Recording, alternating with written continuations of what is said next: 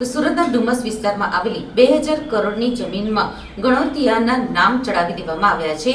સરકારી જમીન ઉપર નામ ચડી જવાથી સરકારને અબજો રૂપિયાનું નુકસાન થયું છે।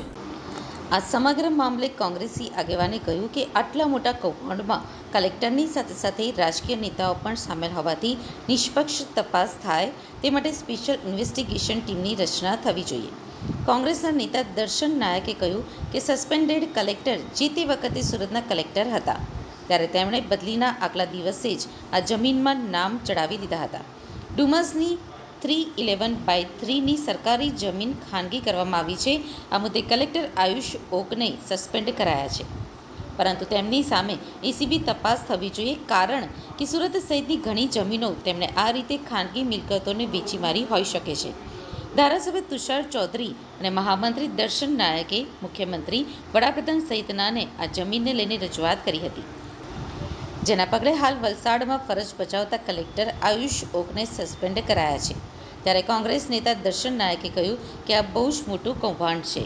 આ કૌભાંડમાં કલેક્ટરની સાથે રાજકીય નેતાઓનું પણ મેળાપીપણું હશે, જેથી રાજકીય આગેવાનો અને જમીન સાથે સંકળાયેલ લોકોની તપાસ થવી જોઈએ। સુરતમાં 10,000 હેક્ટર સરકારી જમીન પર ગેરકાયદે દબાણો છે, તે દૂર થવા જોઈએ। આયુષ ઓકના સમયગાળા દરમિયાન આ જમીન પર ગેરકાયદે દબાણો કરવામાં આવ્યા છે, જેથી સીટની રચના થવી જોઈએ।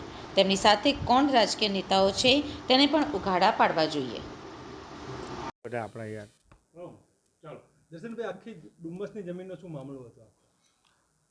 સુરતની ડુમ્મસ ખાતે આવેલી, સુરતની મધ્ય ભાગમાં આવેલી 311/3ની સરકારી જે જમીન સીર પડતર તરીકેની ઘણા વર્ષોથી ચાલી આવેલી જગ્યાઓ હતી। આ સરકારી જમીનની ઉપર ઘણા સમયથી 22 જેટલા વ્યક્તિઓએ ગણોતિયાના નામ દાખલ કરવા માટે કલેક્ટરશ્રીને ઘણા સમયથી લેખિત તેમજ રજૂઆતો કરી હતી।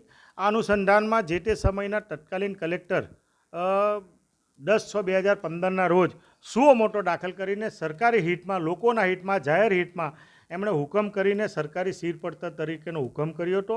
2015 પછી જે કોઈ કલેક્ટરશ્રી તરીકે સુરતના આવ્યા એમણે હુકમને કોઈ પણ દિવસ ચેલેન્જ ન કર્યો હતો અને સરકારી સીર પડતર તરીકે આ જમીન ચાલુ હતી। પરંતુ હાલના સસ્પેન્ડેડ કલેક્ટરે 2024માં બદલીના આગલે દિવસે, એમની બદલીના આગલે દિવસે 29/1/2024ના રોજ પોતે સરકારના વાડી તરીકે, સરકારના જવાબદાર, જાહેર હિતને જાળવવાને બદલે પ્રતિવાદીના ફેવરમાં ગણોતિયાનું નામ દાખલ કરીને મોટું કૌભાંડ, લગભગ આ જમીનની કિંમત 2000 કરોડ રૂપિયાની હાલના એના પ્રમાણે કિંમત થાય છે। એ સમગ્ર કૌભાંડને અંજામ આપવાનું કામ એમણે કોઈ રાજકીય આગેવાનના મેરાપીપણમાં, રાજકીય આગેવાનની દોરવણી હેઠળ અને જમીનના માફિયાઓ સાથે આ મેરાપીપણમાં કામ કરીને સુરતના હિતને નુકસાન પહોંચાડવાનું જે કામ કર્યું છે, એનું અનુસંધાનમાં માનનીય મુખ્યમંત્રી, પ્રધાનમંત્રી, તકેદારી આયોગ, મુખ્ય સચિવશ્રી અને જીઆરડી વિભાગને વિનંતી કરી કે આ કલેક્ટરે જે ખોટો નિર્ણય કર્યો છે એને તાત્કાલિક અસરથી સસ્પેન્ડ કરવામાં આવે, એની સામે ખાતાકીય તપાસ થાય અને જે જમીન છે, જમીનમાં જે લોકોએ ખોટા હુકમો કર્યા છે, ખોટા દાખલો આપ્યા છે, એ તમામની સામે પણ તપાસ થવી જોઈએ અને સુરતના હિતમાં, જાહેર હિત માટે, સામાજિક, શૈક્ષણિક માટે આ જમીન શ્રી સરકાર તરીકે ચાલુ રહે એ પ્રકારની લાગણી અને માંગણી વ્યક્ત કરી હતી। જમીન કૌભાંડના કાયદા અંતર્ગત આના કઈ રીતે મૂલવો?